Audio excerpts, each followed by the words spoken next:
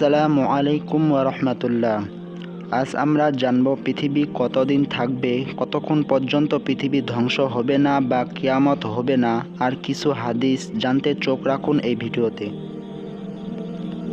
কিয়ামত ততদিন পর্যন্ত হবে না যতদিন এই পৃথিবীতে ঈমানদার থাকবে এবং তাদের দ্বারা আল্লাহর নাম উচ্চারিত হতে থাকবে, ততদিন এই পৃথিবী আল্লাহ টিকিয়ে রাখবে।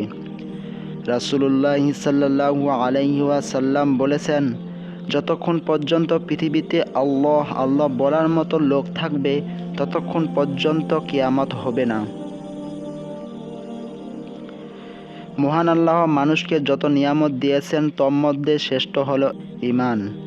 কারণ বান্দা যাই করুক না কেন, ঈমান নিয়ে দুনিয়া থেকে যেতে পারলেই কোনো এক সময় সে অবশ্যই জান্নাতে যাবে। রাসূলুল্লাহ সাল্লাল্লাহু আলাইহি ওয়াসাল্লাম বলেছেন, যে লা ইলাহা ইল্লাল্লাহ বলবে আর তার অন্তরে একটি জব পরিমাণও ঈমান বিদ্যমান থাকবে, তাকে জাহান্নাম থেকে বের করা হবে। আর যে লা ইলাহা ইল্লাল্লাহ বলবে আর তার অন্তরে একটি গম পরিমাণও ঈমান বিদ্যমান থাকবে, তাকেও জাহান্নাম থেকে বের করা হবে। এবং যে লা ইলাহা ইল্লাল্লাহ বলবে আর তার অন্তরে একটি অণু পরিমাণও ঈমান বিদ্যমান থাকবে, তাকে জাহান্নাম থেকে বের করা হবে। মহান আল্লাহ ইরশাদ করেছেন, তোমরা ইসলাম গ্রহণ করে আমাকে ধন্য করেছ মনে করো না, বরং আল্লাহই ঈমানের দিকে পরিচালিত করে তোমাদের ধন্য করেছে।